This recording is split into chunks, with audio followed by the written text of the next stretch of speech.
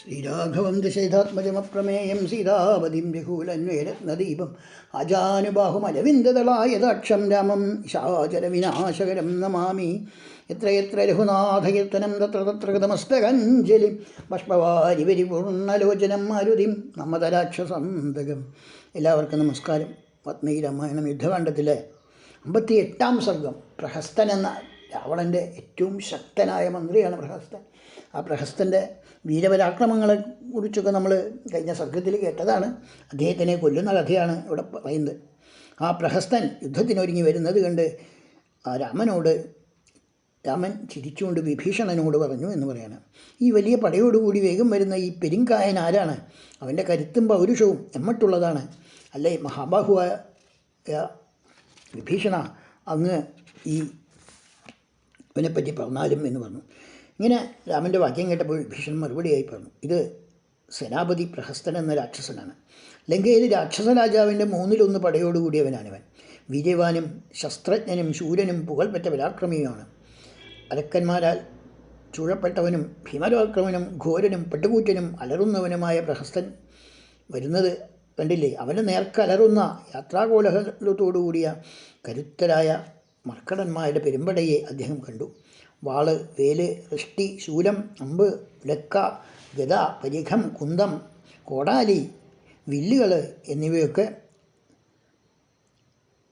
എടുത്തുകൊണ്ട് ആ രാക്ഷസന്മാരും അവിടെ പ്രകാശിക്കാൻ തുടങ്ങി, അല്ലെങ്കിൽ തിളങ്ങാൻ തുടങ്ങി എന്ന് പറയാണ്.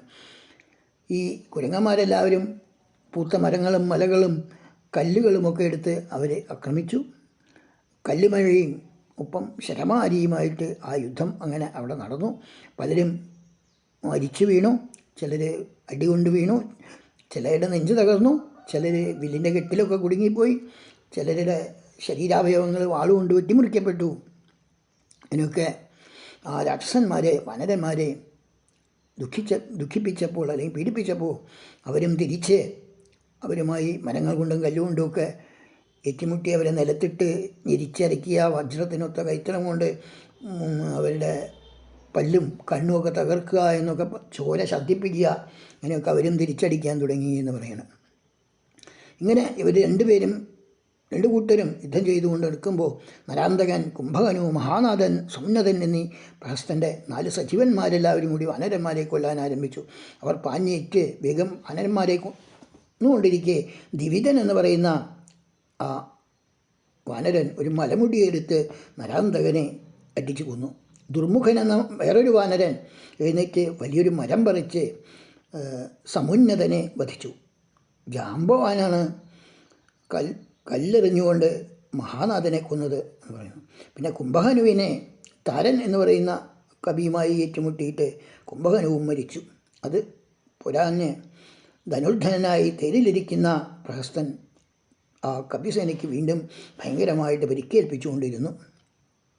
അങ്ങനെ ഇവരുടെ ശവശരീരങ്ങൾ കൊണ്ട് ആ ഭൂമി മൂടാൻ തുടങ്ങി എന്ന് പറയാണ്. ആ ചുരച്ചാലുകളിൽ കൂടി വസന്തത്തിൽ പൂത്ത പിലാശിൻ്റെ പൂക്കളെ പോലെയാണ് അവ പ്രകാശിച്ചത് എന്ന് പറയുന്നു.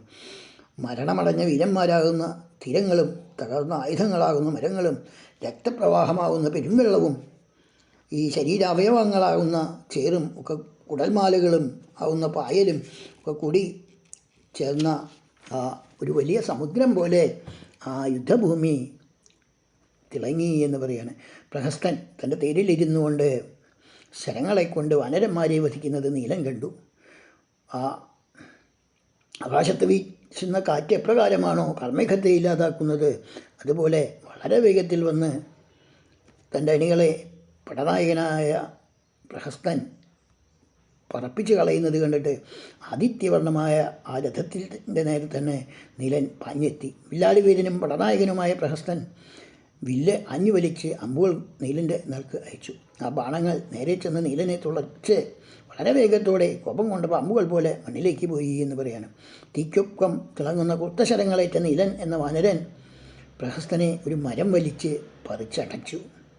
തല്ലേറ്റ് കോപം പൂണ്ട് ആത്തലറിക്കൊണ്ട് ആ രക്ഷോവീരൻ മർക്കടപടനായകനെ ശരവർഷം വീണ്ടും മുഴിക്കാൻ ആരംഭിച്ചു എന്ന് പറയുന്നത്.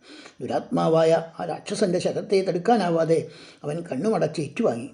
പെട്ടെന്ന് പെയ്ത ശരത്കാലത്തിലെ മഴയെ കാള എന്ന പോലെയാണ് അദ്ദേഹം ആ പ്രഹസ്തൻ്റെ അസ്ത്രങ്ങളേറ്റത് എന്ന് പറയുകയാണ്.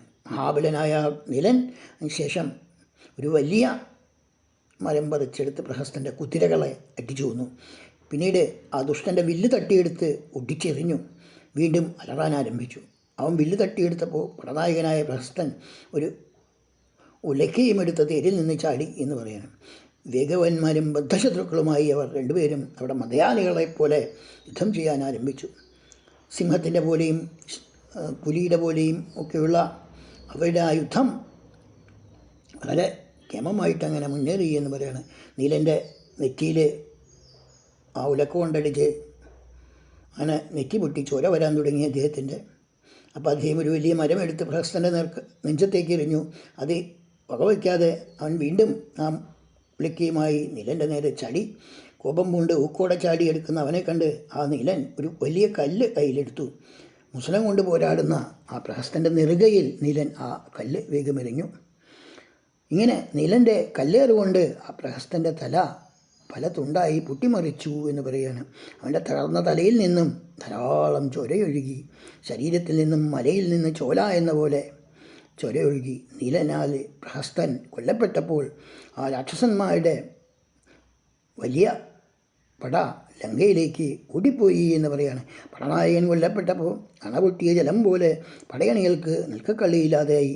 അവരെല്ലാവരും ആ രാജാവിൻ്റെ അടുത്തെത്തി വിവരങ്ങൾ അറിയിക്കാനായിട്ട് ഉത്സാഹമൊക്കെ നഷ്ടപ്പെട്ട് അവിടെ എത്തി എന്ന് പറയാണ്.